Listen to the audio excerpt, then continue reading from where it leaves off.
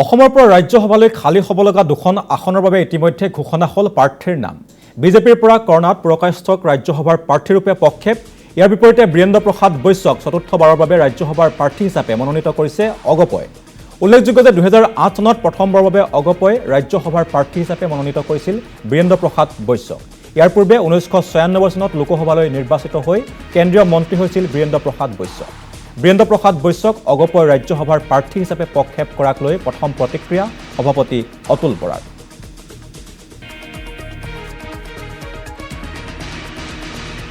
কাইলৈ বীৰেন্দ্ৰ প্ৰসাদ বৈশ্য ডাঙৰীয়াই নমিনেশ্যন মনোনয়ন পত্ৰ দাখিল কৰিব। Rajya Sabha house of elders normally লোকসভাতকৈ নলেজেবল এক্সপিৰিয়েঞ্চ মানুহক ৰাজ্যসভাত সকলো প্ৰাৰ্থীৰ সাধাৰণতে প্ৰাধান্য দিয়ে আৰু আমি ভাবোঁ যে ৰাজ্যখনৰ স্বাৰ্থত বীৰেন্দ্ৰ প্ৰসাদ বৈশ্যৰ প্ৰয়োজন আছে, কাৰণ যোৱা সময়ছোৱাতো ৰাজ্যখনৰ বহু জ্বলন্ত ইছ্যুত তেখেতে মাত মাতি আহিছে, সঠিকভাৱে ৰিপ্ৰেজেণ্ট কৰি আহিছে। এই গোটেই কথাবোৰ বিস্তৃতভাৱে দলৰ মজিয়াত আলোচনা হোৱাৰ পাছত দলে বীৰেন্দ্ৰ প্ৰসাদ বৈশ্যক ৰাজ্যসভালৈ পঠোৱাৰ সিদ্ধান্ত গ্ৰহণ কৰিছে। আমাৰ MLAৰ মাজতে বহুকেইজন তেনেধৰণৰ জ্যেষ্ঠ নেতা বা অভিজ্ঞ নেতা আছে, আমি কোনো অস্বীকাৰ নকৰোঁ। এক্স MLA আছে, আমি অস্বীকাৰ নকৰোঁ।